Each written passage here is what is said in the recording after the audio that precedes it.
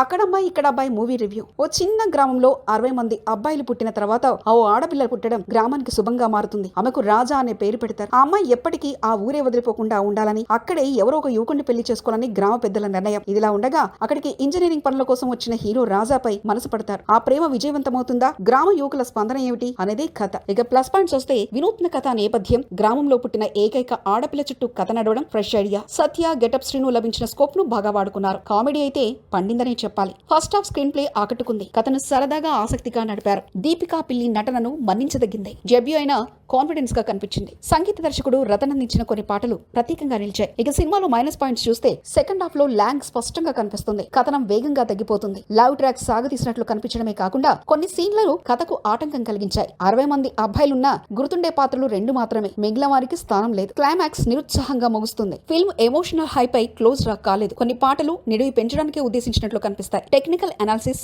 దర్శకుల కథ ఎంపిక బాగుంది, కానీ ఎగ్జిక్యూషన్ లో పూర్తి ఫలితాలు ఇవ్వలేకపోయారు. సినిమాటోగ్రఫీ పరంగా ఎంఎల్ బాలరెడ్డి పని మెచ్చుకోదగింది. బీజిఎం ప్రభావం తక్కువగా ఉండడం కొంత మైనస్. ఎడిటింగ్ ఇంకా క్రిస్పీగా ఉండాల్సిందే, ముఖ్యంగా సెకండ్ హాఫ్ లో. ఫైనల్ గా అక్కడమ్మాయి ఇక్కడ అబ్బాయి ఓ ఫన్ ఫ్యామిలీ ఎంటర్టైనర్ కావచ్చు. కథ కొత్తగా ఉండడంతో పాటు కామెడీ కంటెంట్ బాగుంది, కానీ స్క్రీన్ ప్లే లో 3వ యాక్ట్స్ తో తడబడడం, క్లైమాక్స్ డీల్ గా ఉండడం సినిమాకు కొంతవరకు బలహీనత అనే చెప్పాలి. ఈ వీకెండ్ ఫ్యామిలీతో కలిసి సరదాగా చూడదగ్గ సినిమా ఇది.